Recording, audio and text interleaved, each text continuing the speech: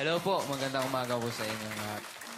Paul, turning 15 ka this year. Opo, this April. Wow, yung ano. Tapos, katabi naman niya si Michelle. Hello po. Ella Cruz. Good morning po. Ariana Cruz. Last name niyo talaga yun. Opo. Nag-birthday kayo, di ba? Last year. Apo, August po. Nag-ilan taong ka nun? 16 po. Oh, okay. Tapos, si Michelle is? 15 po. Kailan ka nag-15? October 4 po. Ah, okay. So, she's turning 16 this year. This year, ikaw magsa-17 na. Ang youngest, si Francis. Hi, Francis. Morning po. Okay, last name. Paano to pinapronounce? Magundayaw. Ikaw, mag-14 ka pa lang. Opo, sa 13 May ka lang po. talaga ngayon. Opo. Okay.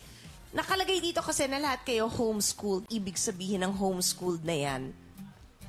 Yun po, katulad, hindi kami regular students na laging pumapasok po. Pag may time lang po kami papasok. So, Pwede ba yun? Ako may time lang. Opo, pwede po. Opo. So, saan kayo papasok? Sa home? Sa bahay. Opo, hindi Opo, namin. pero- Tas, yung usually kasi pag homeschool po, modules. So, Oo, alam dinadala ko po yun namin. So, anong year ka na ngayon? Ako po, 4th year high school po. Sa regular school ka until, 3rd year. tapos mo yung third year. Apo. So, ngayon, gaano kadalas mo ginagawa yung modules na yan? Once a week naman? Mga ganun po. Pero minsan kasi talagang Walang time? walang time. Tapos minsan, ano naman po kasi, ako kasi po ngayon, online studying. Ah, ano yun? May website yung school namin, tapos doon po namin sinesend yung exam. Tapos yung exam po hindi nyo ma-open until hindi nyo alam yung mga answer. Ganun po. Ulit, sandali, may webcam yun para alam nila ikaw gumagawa? Meron po... Di ba dapat may Opo. ganun? Kasi pwede mong utos sa iba. Minsan no? po merong webcam, tsaka po mic. Mike, microphone?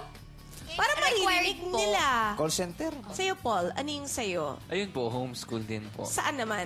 TMA po, The Ano- Masters Academy. Tapos? Yung ano po, yung ano po Masters, kasi nun, yung books, parang galing po sa States. Yun, tapos, mas advanced po. Kunwari, second year po ako ngayon. Yung pinag-aaralan ko po, third year. So, ganun po. So, meaning sa math? Kasi di ba pag second year dapat algebra, so ikaw geometry na? Yeah, mga ganyan po, algebra. Pero pinag-aaralan ko rin po yung algebra. Pero Sino nagtuturo sa'yo? minsan po si mama or si dad, or minsan po tutor talaga. Kasi mahirap ah. Hindi ka ba tinatamad nun? Kasi Yun. pag nasa bahay ka, tatamarin ka talaga. Mag-Facebook lang ako. Sigurado kasi yun, mag- sigurado. Minsan, iiwasan yung magaling. as in po, tita, sobrang nakakatamad po talaga mag-home. Lalo na pag nasa homeschool ka kasi pag gising mo, breakfast, tapos mag-aaral ka, tapos walang Titira ko magko-call dad sa'yo. mo ngayon. At So, ano, oh. Tapos Anong year ka ginawa ngayon? po, first year po. First year. On time? As in, Hindi po. Ay. Ano po yun, halimbawa po, math ko, grade 6, ang English ko, second year. as in you've never really been to totoong school? I've been po, basta po, Kailan ka nag-aral na talagang may classmates, may ano? everyday po, basta po wala akong taping, pumapasok po talaga. O sige, ito na Teen Commandments. First one. Labo. Galing ito sa wholesomewords.org. First commandment, don't let your parents down. They brought you up. Gustong-gusto ko yung pananaw ni Ella na sinabi niya gusto niya talaga mommy niya nandyan. Opo. Why?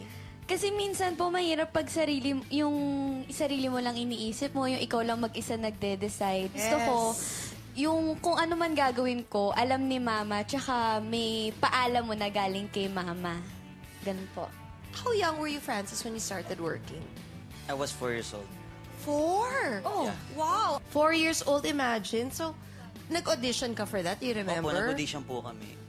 Well, ako lang, parang natadaan ko po ang dami namin eh. Tapos talagang wala akong idea kung anong gagawin ko. Ang papa mo may work? Opo, social tuloy. Networker po siya. Networker, nagbebenta po ng mga products, beauty products, ganyan. Tapos ang mama mo? Administrator po. Na school. School po nila. Opo, kung saan po siya pinag-aaralan po niya, niya school niya po yun. Opo. Uy, mayaman pala ito. School niyo yun? Ano huwag ka na name ng mag-aral. school mo? Grace. Grace College po. Haba ng usapan. may-ari School nun? ko pala. Mama ko po. Eventually, do you wanna go to college? Opo. Anong course? Kung hindi po business course, ano lang po, yung directorship. Ay, gusto niya mag-direct. Film. Director Film po, ng film. ano. So, Filming. Wow. Si Paul naman, your dad is always there, di ba? Opo, opo. As in, Always? Pati sa taping? Opo, sumasama po talaga. Araw-araw? Yung taping ko po kasi Monday, tapos may Tuesday po, todo max dito. So, Tapos, lagi ko pong kasama So, talaga. ano yung, nyo, napag-usapan nyo until when siya nandyan? Ako po okay naman po sa akin na talagang nandyan siya eh. Kasi siya naman po talaga yung taga-drive ko para trusted naman po talaga. Hindi po ako kumukuha ng driver. trusted naman talaga. Para safe talaga ang anak na Oo, no? para safe. Tsaka si daddy po talaga, sobrang sarap po kasama yan. Hindi ko po hingiin na hindi ko isasama sa taping ko. Who's with you, Michelle? Mommy po, Always? Yes. lagi po, everywhere. Until when? Until have a boyfriend. Siguro po hanggang paglaki kasi nakasanayan ko na din po na nandiyan si mommy. What is paglaki? 21?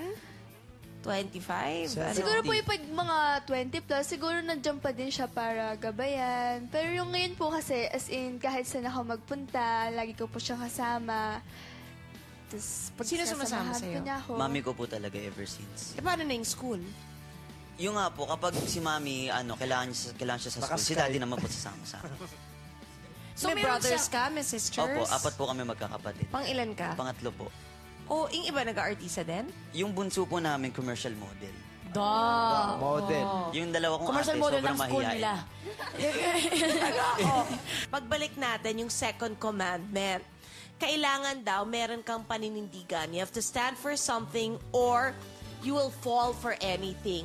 Yung fall for anything yan, ano bang mga tukso na parang at this point in your lives, ang hirap i-resist? Alamin natin yan sa pagbabalik ng Chris TV.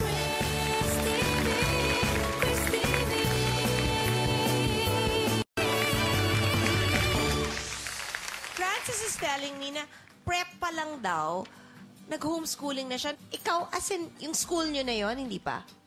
Nung prep? Ay, hindi pa po. Ano school nung time na yun? Ay, wait lang, hindi po prep. Talagang simula pa lang po school.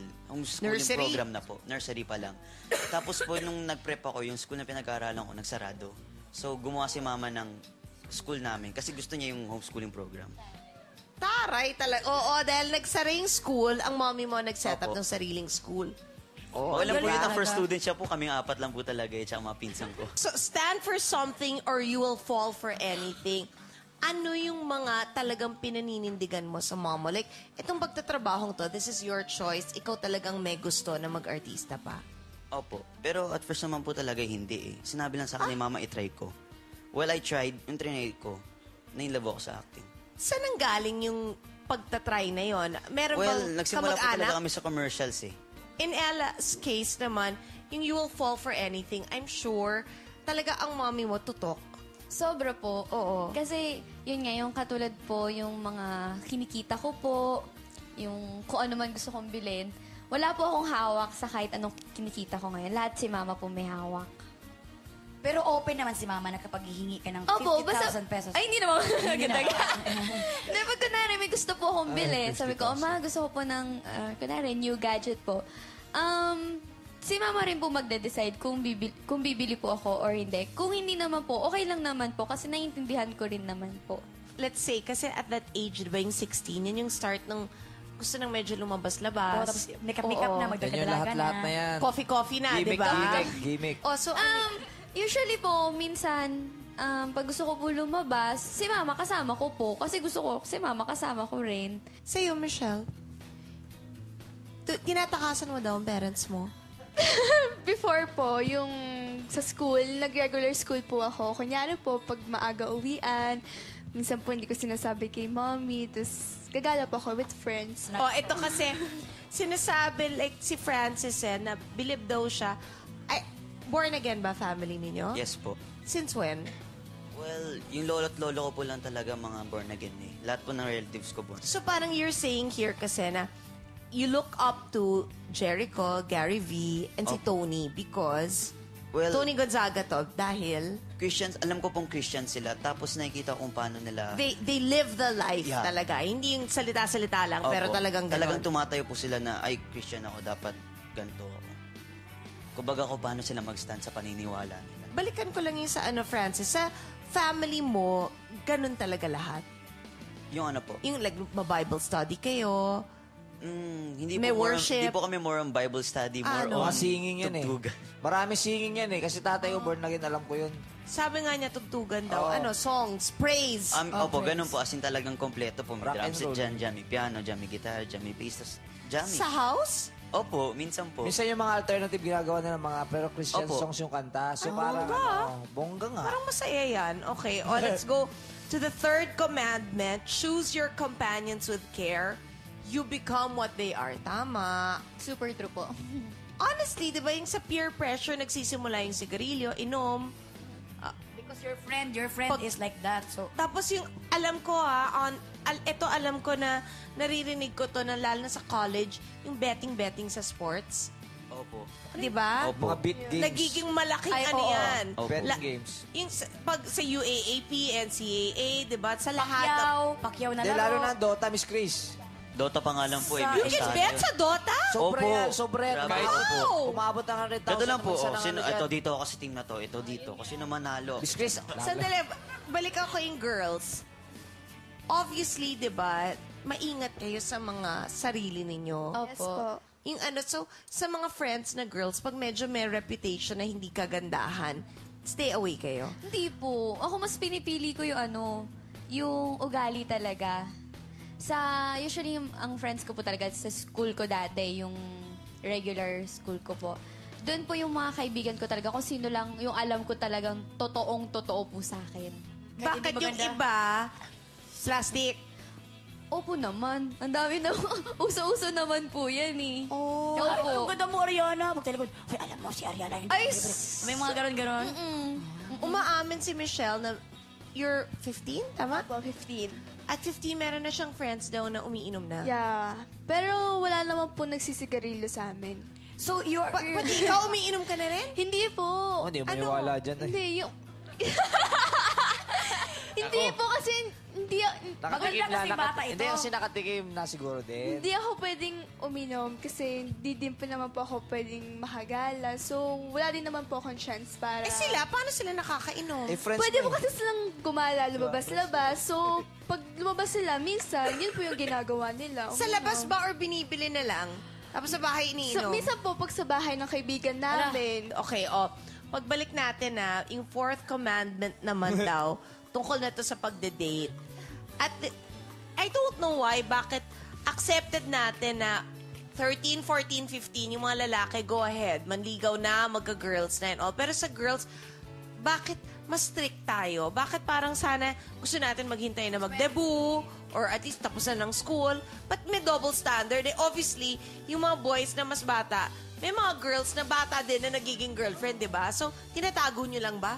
O, alamin natin yan sa pagbabalik ng Chris TV. Chris